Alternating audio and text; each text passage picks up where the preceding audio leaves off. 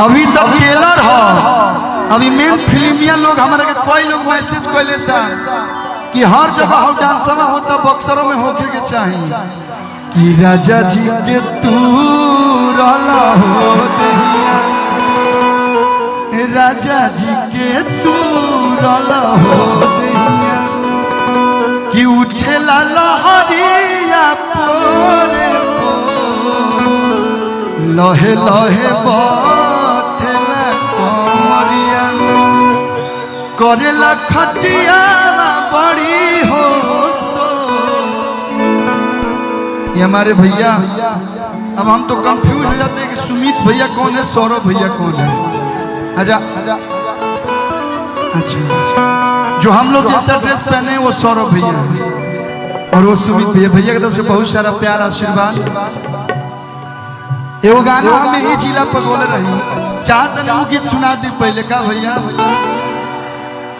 कि गाया गोरखपुर के रखनी लाके,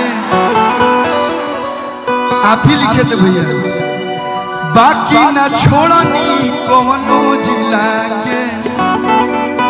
और ये सच भी है, आ रहा छपरा में आवाजाही अकसर हो। आप सुना है ना हो, हम भैया झूठ ना बोली ना, जौन बानी सामने बानी मंच के पीछे बानी, आरा और छपरा दोनों में सही दर आवाजाही अक्सर लगल रहेला। आरा जिला छपरा जिला कि आरा छपरा में आवाजाही अक्सर हो। और एक बार ऐसा हाला होके के चाहे कि पूरा बक्सर जिला में गुजाओ कि ग्लैमर एक्स के लॉन्चिंग में कलुआइल बा, जोर से हाला करी लगता। जहाँ पे हीरो का मेन ब्रांच होगा वहां तक हम आज आवाज पहुंचा देंगे। आ गाना के भाव बा कि नचोया गवाना ही तो टंगवा ले हम होई बघवा के बाघ जी, गवाना ही तो टंगवा ले हम होई बघवा के बाघ जी, नचोया गवाना ही तो टंगवा ले होई बघवा के बाघ जी ला बगसर हो, गवाना ही तो टंगवा ले हम होई बघवा के बाघ जी ला बगसर हो। गाया गोरखपुर के रखनी हिला के, गोरखपुर के रखनी हिला के, बाकी न छोड़नी कोनो जिला के, बाकी न छोड़नी कोनो जिला के। अरे यार ये छपरा में आवाजाही अवसर हो। ए भैया तनी माइक देबो। और देखिए ये सच है, सुमित भैया, सौरभ भैया और पूरा माखन भोग फैमिली, ये सच है कि जितना बढ़िया बढ़िया कलाकार बक्सर जिला में है सब सुरीला, जब जाके गायक सब सुरीला बने तो हमारे भैया सब सुरीला ना हो सब रहुआ बहुत जिला में गए लोग। लेकिन देखिए कितना सुंदर हमारे मोए भाई गावेला सब। आप लोग बजाइएगा नहीं, खाली कोड दीजिएगा कि नचोया गवाना ही तो हई बघवा के बाघ, हई बघवा के बाघ जी, हई बघवा के बाघ जी। और ये हम गाना में गाए हैं लगा के नहीं, हमनी के जिला में लाग के आई बा बाघ जिला बक्सर, बघवा जिला बक्सर। तो नचोया गवाना ही तो टंगवा ले हई बघवा के बाघ जी,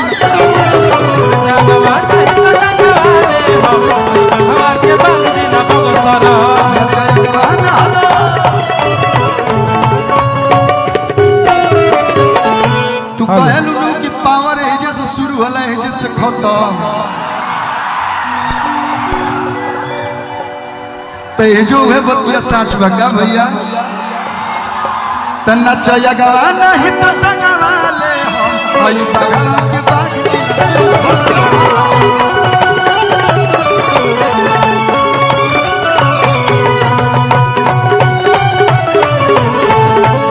डिम्पल जी भैया भैया, हे डिम्पल जी, राइफल हटावाना भीरी सटावाना, हंसी में हो जाई धोखा कि गोली चलिए तना राजा हो जाइबू। आई हलवा सुनबू कि गोली चलिए तना हम और हमारे बड़के भैया हैं, पवन भैया का फोटो दिखा रहे हैं, कोई दिक्कत नहीं, हम दोनों भाई हैं, इनके भी दोनों लोग बड़ी करीबी हैं। कि गोली चलिए तना राजा हो जाइबू, ए डिंपल की नीए के खोखा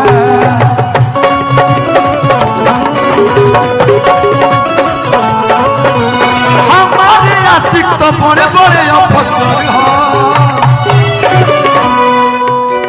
कि हमारे आशिक तो बड़े बड़े अफसर हो, तो नचया गवा नहीं तो टना वाले हो, हई बघवा के बाघ जिला